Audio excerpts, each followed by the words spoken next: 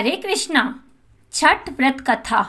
दिवाली के 6 दिन बाद छठ मनाया जाता है। छठ के महाव्रत को करना अत्यंत पुण्यदायी है। छठ व्रत सबसे महत्वपूर्ण व्रत माना जाता है। कार्तिक शुक्ल षष्ठी तिथि को यह व्रत मनाया जाता है। सूर्य उपासना का यह महापर्व 4 दिनों तक मनाया जाता है। छठ पर्व के लिए कई कथाएं प्रचलित है, किंतु पौराणिक शास्त्रों में से देवी द्रौपदी से जोड़कर देखा जाता है। मान्यता है कि जब पांडव जुए में अपना सारा राजपाट हार गए थे, तब द्रौपदी ने छठ का व्रत रखा था। द्रौपदी के व्रत से पांडवों को अपना राजपाट वापस मिल गया। इसी तरह छठ का व्रत करने से लोगों के घरों में सुख और समृद्धि आती है। छठ मुख्य रूप से बिहार, झारखंड, उत्तर प्रदेश सहित कई क्षेत्रों में मनाया जाता है। छठ पूजा या सूर्य षष्ठी या छठ व्रत में सूर्य भगवान की पूजा होती है और धरती पर लोगों के सुखी जीवन के लिए सूर्य देव के प्रति आभार व्यक्त किया जाता है। सूर्य देव को ऊर्जा और जीवन शक्ति का देवता माना जाता है, इसलिए छठ पर्व पर समृद्धि के लिए पूजा की जाती है। सूर्य की पूजा से विभिन्न बीमारियों का इलाज संभव है। सूर्य पूजा के साथ स्नान किया जाता है, जिससे कुष्ठ रोग जैसे गंभीर रोग भी दूर हो जाते हैं। छठ पर्व परिवार के सदस्यों और मित्रों की लंबी उम्र और समृद्धि के लिए भी मनाया जाता है। एक पौराणिक लोक कथा के अनुसार लंका विजय के बाद रामराज्य की स्थापना के दिन कार्तिक शुक्ल षष्ठी को भगवान राम और सीता माता ने उपवास किया और सूर्यदेव की आराधना की। सप्तमी को सूर्योदय के समय पुनः अनुष्ठान कर सूर्यदेव से आशीर्वाद प्राप्त किया था। एक अन्य मान्यता के अनुसार छठ पर्व की शुरुआत महाभारत काल में हुई थी। सबसे पहले सूर्य पुत्र कर्ण ने सूर्यदेव की पूजा शुरू की। कर्ण भगवान सूर्य का परम भक्त था। वह प्रतिदिन घंटों कमर तक पानी में खड़े होकर सूर्य को अर्घ देता था। सूर्य की कृपा से ही वह महान योद्धा बना। आज भी छठ में अर्घदान की यही पद्धति प्रचलित है। कुछ कथाओं में पांडवों की पत्नी द्रौपदी द्वारा भी सूर्य की पूजा करने का उल्लेख है। वह अपने परिजनों के उत्तम स्वास्थ्य की कामना और लंबी उम्र के लिए नियमित सूर्य पूजा करती थी। एक कथा के अनुसार राजा प्रियव्रत मालिनी को यज्ञहति के लिए बनाई गई खीर दी। इसके प्रभाव से उन्हें पुत्र हुआ, परंतु वह मृत पैदा हुआ। प्रियव्रत वियोग में प्राण त्यागने लगे। उसी वक्त भगवान की मानस कन्या देवसेना प्रकट हुई और कहा कि षष्ठी का मूल प्रवृत्ति के छठे अंश से उत्पन्न होने के कारण मैं षष्ठी कहलाती हूँ। हे राजन, तुम मेरा पूजन करो तथा लोगों को भी प्रेरित करो। राजा ने पुत्र इच्छा से देवी षष्ठी का व्रत किया और उन्हें पुत्र रत्न की प्राप्ति हुई। यह पूजा कार्तिक शुक्ल षष्ठी को ही थी। मूलतः सूर्य षष्ठी व्रत होने के कारण इसे छठ कहा गया। यह पर्व वर्ष में 2 बार मनाया जाता है। पहली बार चैत्र में और दूसरी बार कार्तिक में। चैत्र शुक्ल पक्ष षष्ठी पर मनाए जाने वाले छठ पर्व को चैती छठ व कार्तिक शुक्ल पक्ष षष्ठी पर मनाए जाने वाले पर्व को कार्तिक छठ कहा जाता है। पारिवारिक सुख समृद्धि तथा मनोवांछित फल प्राप्ति के लिए पर्व मनाया जाता है। इस पर्व को स्त्री और पुरुष समान रूप से मनाते हैं। छठ पूजा 4 दिवसीय उत्सव है। इसकी शुरुआत कार्तिक शुक्ल चतुर्थी को तथा समाप्ति कार्तिक शुक्ल सप्तमी को होती है। इस दौरान व्रतधारी लगातार 36 घंटे का व्रत रखते हैं। इस दौरान वे पानी भी ग्रहण नहीं करते। छठ पर्व बांस निर्मित सूप टोकरी में मिट्टी के बर्तनों, गन्ने के रस, गुड़, चावल और गेहूं से निर्मित प्रसाद और सुमधुर लोक गीतों से युक्त होकर लोक जीवन की भरपूर मिठास का प्रसार करता है। यह मुख्य रूप से पूर्वी भारत के बिहार, झारखंड, पूर्वी उत्तर प्रदेश और नेपाल के तराई क्षेत्रों में मनाया जाता है। षष्ठी को मनाया जाने वाला छठ पूजा सूर्य उपासना का अनुपम लोक पर्व है। छठ व्रत पूजा विधि छठ देवी भगवान सूर्यदेव की बहन है, जिनकी पूजा के लिए छठ मनाया जाता है। छठी मैया को प्रसन्न करने के लिए भगवान सूर्य की आराधना की जाती है। छठी मैया का ध्यान करते हुए लोग माँ गंगा, यमुना या किसी नदी के किनारे इस पूजा को मनाते हैं। इसमें सूर्य की पूजा अनिवार्य है। साथ ही किसी नदी में स्नान करना भी इस पर्व में पहले दिन घर की साफ सफाई की जाती है। छठ पर्व पर गाँव में अधिक सफाई देखने को मिलती है। छठ के 4 दिनों तक शुद्ध शाकाहारी भोजन बनाया जाता है। दूसरे दिन खरना का कार्यक्रम होता है। तीसरे दिन भगवान सूर्य को संध्या अर्घ दिया जाता है और चौथे दिन भक्त उदयमान सूर्य को उषा अर्घ देते हैं। इस छठ के दिन अगर कोई व्यक्ति व्रत करता है तो वह अत्यंत शुभ और मंगलकारी होता है।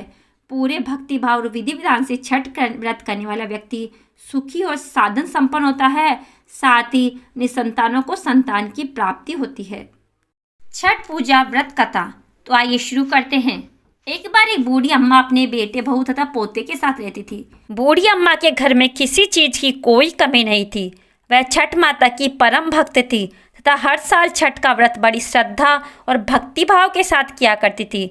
बूढ़ी अम्मा की बहू आधुनिक सोच वाली नारी थी। उसका पूजा पाठ में कोई विश्वास नहीं था।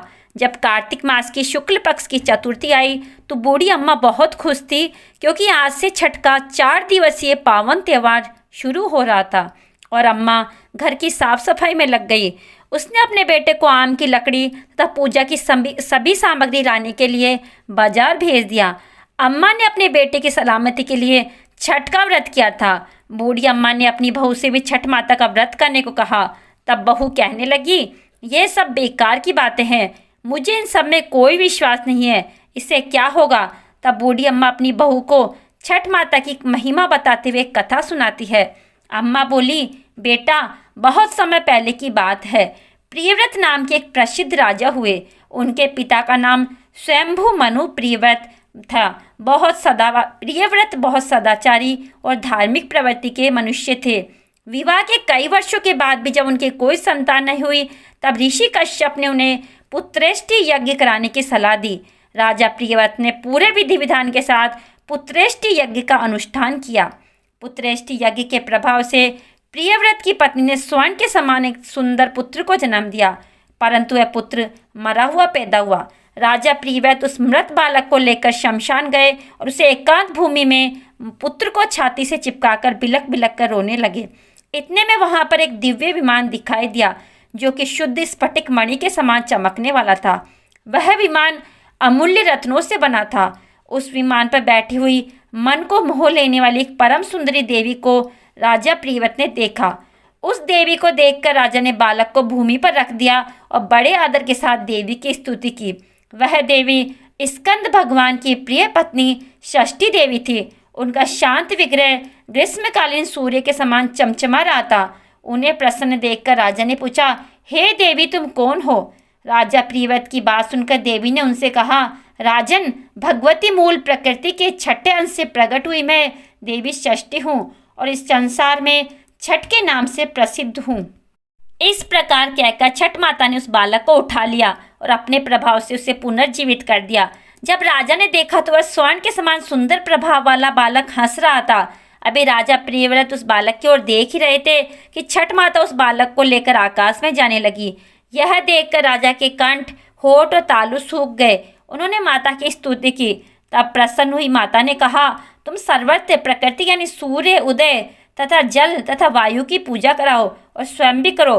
प्रकृति की आराधना से तुम और समस्त संसार वर्ष भर सुखी, स्वस्थ और निरोगी रहोगे और दीर्घायु होंगे। तब राजा प्रियव्रत ने सूर्य, उषा, जल, वायु तथा छठ माता का व्रत किया और पूजा की, जिससे प्रसन्न होकर छठ माता ने राजा को उनका पुत्र दे दिया। तब से कार्तिक शुक्ल पक्ष की षष्ठी के अवसर पर सूर्य, उषा, प्रकृति, जल, वायु तथा छठी मैया की पूजा की जाने लगी। तब बूढ़ी अम्मा ने बहू से कहा, बेटी, छठ माता की महिमा तो ऐसी ही है कि स्वयं भगवान श्री राम तथा सीता माता ने भी छठ का व्रत करके भगवान सूर्यदेव का आशीर्वाद प्राप्त किया था। महाभारत काल में दानवीर कर्ण और पांडव भी छठ का व्रत किया करते थे। यह सब सुनकर आधुनिक युग वाली बहू बोली, यह सब मनगढ़ंत कहानियाँ हैं अम्मा जी, मैं इन पर विश्वास नहीं करती।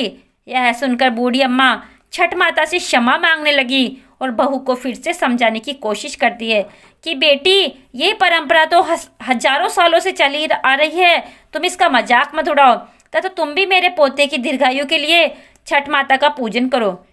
बूढ़ी अम्मा की बातों को सुना अनसुना करके बहू वहाँ से चली गई। बूढ़ी अम्मा ने बड़ी श्रद्धा के साथ नहाए खाए का दिन किया और उधर बहू ने पूरा दिन घर के बाहर मौज मस्ती में बिता दिया। अगले दिन छठ के पर्व का दूसरा दिन यानी कार्तिक मास की शुक्ल पक्ष की पंचमी आई, जिसे खरना के नाम से जाना जाता है। संध्या काल में जब अम्मा बहू और बेटे को प्रसाद दिया तो फिर से बहू ने कहा, माँ, इतना कठिन निर्जला व्रत क्यों कर रही हो? अपने शरीर को कष्ट क्यों दे रही हो? इसका तुम्हें क्या फायदा होगा? यह सुनकर बूढ़ी अम्मा ने बहू को फिर से छठ माता की महिमा समझाने की कोशिश की, परंतु बहू ने फिर अनसुना कर दिया और अपने कमरे में जाकर सो गई। वैसे तो बूढ़ी माँ कई साल से अपनी बहू को छठ माता की महिमा बताने की कोशिश कर रही थी और हर साल उनकी बहू अनसुना कर रही देती, परंतु इस बार न जाने क्यों माँ का दिल बहुत घबरा रहा था। वह बार बार छठ माता से प्रार्थना कर रही थी, माँ ये बच्ची नादान है, इसे माफ़ करना, यह आपकी महिमा को नहीं जानती, माँ इसे क्षमा करना। अगले दिन कार्तिक मास की पूजा में सब लोग पूजा की तैयारी में जुटे थे, परंतु बहू अपने कमरे में सो रही थी। वह बहुत देर से उठी और उठकर बहू ने पास पड़े हुए अपने बेटे को उठाना चाहा, तब बेटे ने जवाब नहीं दिया। यह देखकर बहू घबरा गई और भागी भागी अपने पति और सास के पास गई, उन्हें सब हाल बताया। बात सुनकर बूढ़ी अम्मा और उनका बेटा दौड़े दौड़े कमरे में आ गए। उन्होंने बच्चे को जगाने की कोशिश की, परंतु वह नहीं जगा। फिर ये तीनों बच्चे को लेकर अस्पताल गए। डॉक्टर ने बच्चे की जांच की और देखा कि उसकी तो सांसें ही रुकी हुई है। डॉक्टर ये देखकर हैरान हो गए कि इतना छोटा बालक जो बिल्कुल स्वस्थ था, ऐसा कैसे हो सकता है। परंतु विधि का विधान और प्रकृति का नियम कहकर डॉक्टर ने अपने हाथ खड़े कर दिए। तब बच्चे के माँ बाप तथा दादी रोते भिलकते बच्चे को लेकर अस्पताल से बाहर आ गए। बूढ़ी अम्मा का दिल तो पहले से ही घबरा रहा था। पोते की जान चले जाने पर अम्मा की जुबान पर केवल यही शब्द थे, छठ माता क्षमा कर दे, मेरे पोते के शरीर में सांस भर दे। तुम तो पुत्र देने वाली हो, उनका पालन पोषण करने वाली हो, तुम समय से पहले उसके प्राण कैसे ले सकते हो? यदि कोई भूल हुई तो हमें क्षमा कर दो माँ। इस समय एक अनजान औरत वहाँ पर आ गई और अम्मा की बहू से कहने लगी, छठी मैया किसी के ऐसे में प्राण नहीं लेती, तुमने अवश्य ही कोई भूल की है जिससे माता नाराज हो गई है। आज छठ का पावन पर्व है, पूरी श्रद्धा से छठ माता को याद करो और विधि विधान से माता का व्रत करने का संकल्प करो, तुम्हारा पुत्र अवश्य ही जी उठेगा। शोक में डूबी हुई माँ के लिए यह शब्द उम्मीद की किरण लेकर आए और न जाने कहाँ से एकदम बहू के अंदर श्रद्धा का संचार कर गए। बहू ने आंखें बंद करके छठ माता को याद किया और विधि पूर्वक व्रत करने का संकल्प लिया। जैसे ही बहू ने अपनी आंखें खोली तो उसका बच्चा आंखें खोलकर हंस रहा था। यह करिश्मा देखकर सब परिवार वाले और डॉक्टर आश्चर्यचकित हो गए। बच्चे को जीवित देखकर बहू ने उस अनजान औरत को धन्यवाद करने के लिए सिर उठाया तो देखा वहाँ कोई नहीं था। वह समझ गई कि वह साक्षात छठ माता थी जो उसे स्वयं इस व्रत की महिमा का ज्ञान कराने के लिए आई थी। उसके बाद वह बूढ़ी अम्मा के साथ मिलकर पूरी श्रद्धा से पूजा की तैयारी की और शाम को घाट पर जाकर सूर्य देव को अर्घ दिया। अगले दिन उषा को अर्घ दिया।